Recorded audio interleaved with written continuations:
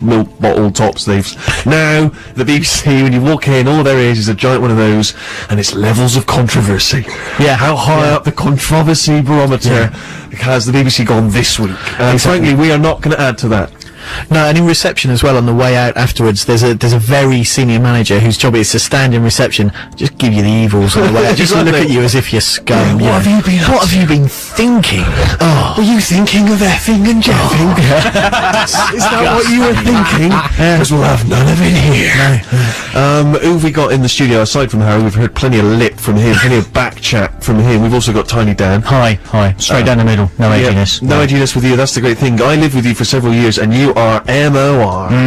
Finally, my time has come. This is it. This is your moment. My time has At long come. last, if you cut Dan open like a piece of rock and all his inside is MOR and yellow belly. Beige belly. Cut him open and that's all he is, yellow belly.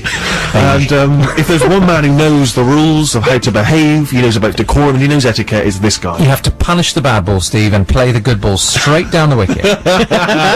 And That's what you have to do. the word balls there, adding an unnecessary note of edginess. And I apologise to all listeners for my unnecessary use of the word balls there. I really didn't mean Thank to you very offend much anyone. indeed. Now, being pre-recorded, this show will have to go through several checks and balances. I understand that copies will be made and sent to the editors of every single major news outlet in this country for their approval before it is broadcast. If you're hearing it, and I find that very unlikely, the idea that we could get through 2 hours without, upsetting someone, I find very hard to believe. Yeah. We cannot be trusted. Well, there's an automated filter system now, isn't there, that will remove words. It can look at things in and out of context, so it doesn't matter how you're using the words, it can still remove it if it feels there's a bit of edginess. Yeah. No, exactly. If I now say the word...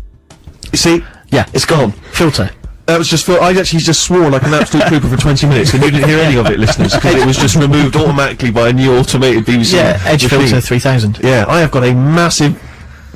Nothing. No Again, filter. yeah, Filter, nothing. you see. You did not. And it's filter. interesting because in that instance, it was completely clean. Yeah. It was a completely clean comment. I said I've got a massive ego, but even they were so tentative. They were so scared that I was going to say something rude. It automatically was. Well, it's got built-in predictive edge, which is quite key to the whole system. Exactly, it can predict edginess.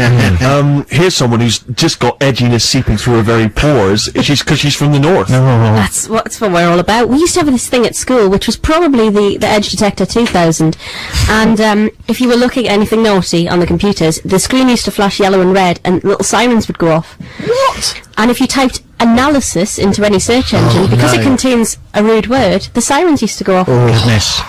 You've just said the word analysis, and I'll be very surprised if it's been heard by any listeners. Analysis. I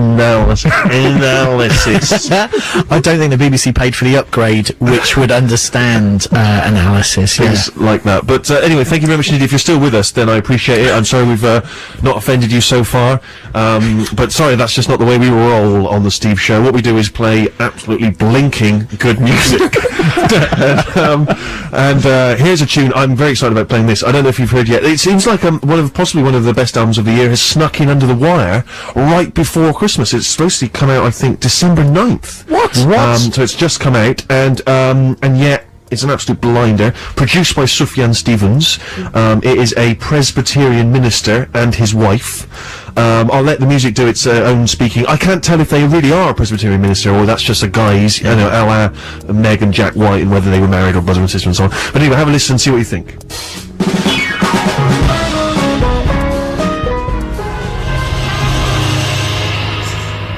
In an effort to bring back a bit of religiosity to the BBC, it seems to me that only Alid Jones and my good self are single-handedly trying to bring back Christian values to the BBC, so I'm glad that I'm doing my little bit. The album is called Welcome to the Welcome Wagon, produced, as I say, by Sufjan Stevens, and it is a sort of Presbyterian minister, we believe. That's the story they're selling us, and his wife Monique, and yes, they're out of Williamsburg, and so there we are. That one was called Sold to the Nice Rich Man, but the whole album is worth exploring. It's tremendous. Steve Show 6 Music with me, Steve Merchant, and the gang, and Harry, you were mentioning to me briefly before we came in that you've had a little bit of a slap on the wrist at work. Yeah, well, quiet times in the bank at the moment. There's been all sorts of things going on. It's quieting down a bit, so it's a time to catch up. And we've been doing our Dignity at Work testing. Good.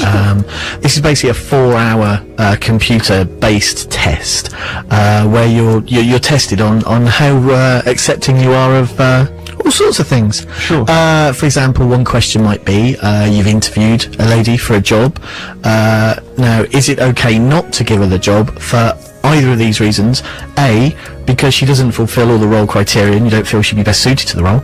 Or number two, because everyone knows that she's got a lady lesbian friend and you don't feel she'd fit in with the entire team. Or 3, because you fancy her and you're not sure you can be trusted. Well, exactly, yeah. So you've got all these options, and you have to get them right, and it's all logged on a computer. So if you have got any tendencies to hate anyone of any particular, Persuasion. it all gets logged, and so if anything happens, they can basically come down and hit you. Well, it's so weird that you should mention that, because completely apropos of nothing, I realised that as we approach the end of the year, it was about time that we did something we should have done a long time ago, and which we've never done on this show before, is finally give you, gang, your staff appraisals. Oh, really? We have not once done it. In all the time we've been on air, feels only right that by now you should have been appraised by me. It's good that we've got the full roster here just before Christmas. I don't know when they normally do appraisals, but I have drawn up a series of questions, which each of you will be interviewed. I'm going to give you some time to consider your answers,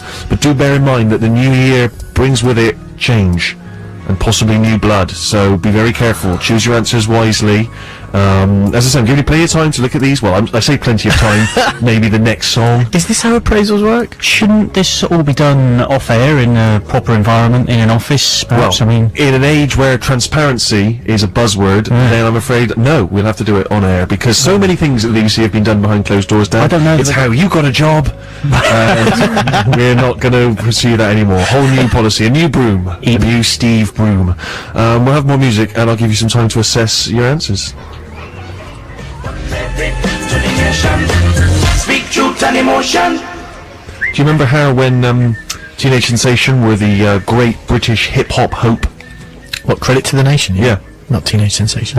No, but I mean, Teenage Sensation being a hip-hop. Yeah. You know what I mean. Yeah, I know what you mean. Yeah, it was great days. Great days for all of us. Well, he disappeared, sadly, which we all regretted.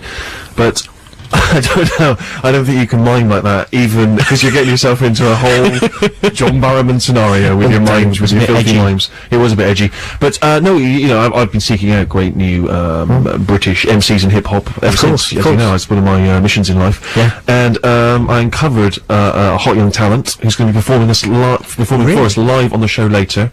Ex-Central Tempest, going to be busting it. I think you'll be very excited. Okay. I don't want to say too much. I'll let her do the speaking. And whatever other terminology they use, the spitting, I believe they call it. Spitting? I think you spit rhymes, don't you, Dan? I do, yeah. I can speak for everybody. I spit them, I vomit them occasionally, but I certainly don't sing them or speak them. I'm always moved to poetry when I'm drinking sherry. Of course you are. Quite often at the end of a particularly satisfying couplet, I will, a little bit of, Rio Tinto will go everywhere. Sure. Well, anyway, you will be able to compare your own love of the iambic pentameter with Ex-Central Tempest later when she busts it live for us. Prior to that, of course, we will be getting to our staff appraisals after we've heard from Lamo. BBC Six Music. Six Music. Six Music Steve show here, and so Sammy, we come to your musical choice. Oh, good. I thought you were going to ask me questions. I'm starting to panic. I'm clammy, shaking ever so slightly, and I've just had to have a wee, and I don't do that very often. Well, that's how it works. I think any office appraisal, how you work in a bank, you'll be able to tell me that that's how it works, isn't it? Oh, it's terrifying, because I get to do them for other people now, because I'm so important, and I generally try and terrify people as much as possible. Good. Well, I should certainly be doing that. Sammy, stop putting Rufus's hand to your heart. It's racing. Well, I'm not saying you're necessarily going to be first up, but maybe you will be. What musical choice have you made for us? I've made a random choice. Good. I heard this, liked it, and thought I'd play it. I know nothing about the artist or the song. I just like it. I hope you will too. It's called I Wanna Be in LA by the Eagles of Death Metal. Thank you. Ooh,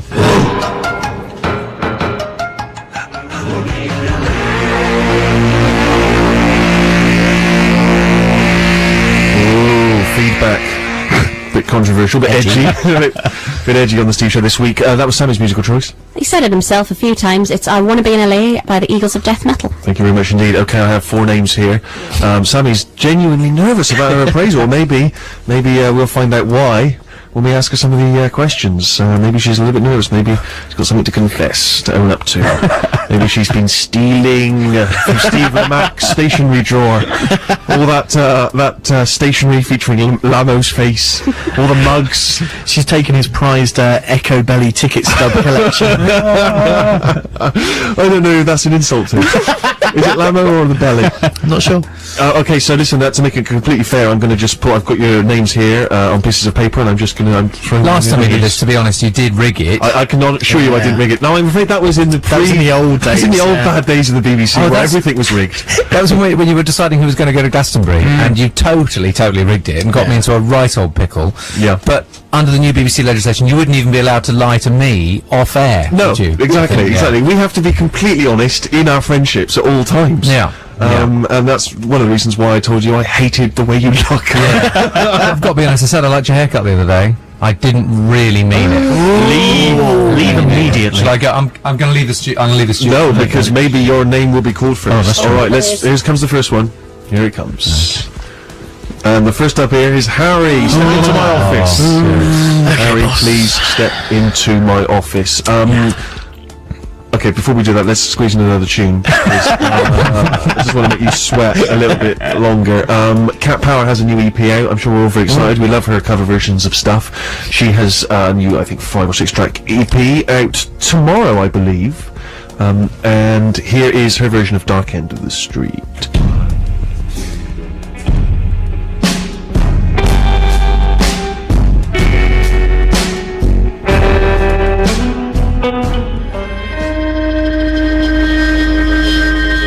From a new 6-track EP of offcuts from her Covers Jukebox album. That's Cat Power and Dark End of the Street, and it's released tomorrow. So appraisal time, Harry. Let's just keep it kind of pacey and business-like. Absolutely. Just gonna put that business music in we had for you once, remember? Yeah. That's Add a bit great. of earnestness to it. No, thanks for seeing me. Yeah. Okay, step in. Alright, thanks for coming. Shall I sit? Yes, please do. You look smart. Yeah. I tick straight away. Yeah. Do you need a drink? Okay. No, don't suck up to me, please. Okay. That is pathetic. Okay, firstly, would you state your understanding, please, of your main duties and responsibilities? Yeah, I like to sit on the right-hand side of things. So on the desk, I sit on the right-hand side. This has given me the position of email and text controller. I act as a kind of filter at times. My key role, I would say, is to bring new music to the show, and also to generally not like things. That's something I do quite well. I think, and sometimes I just take that little showbiz edge off you. Bring you back down, make you remember, what it was like growing up. Sure. Good, bad, or indifferent year? In terms of, say, bringing back new music to people? Well, I think it's fair to say that I was the first UK sidekick to play the Muslims, Titus Andronicus, and the Night Marchers. I think you might be the last as well. I don't think that's necessarily a good thing. That's probably a cross against you. What do you like and dislike about working for this organisation?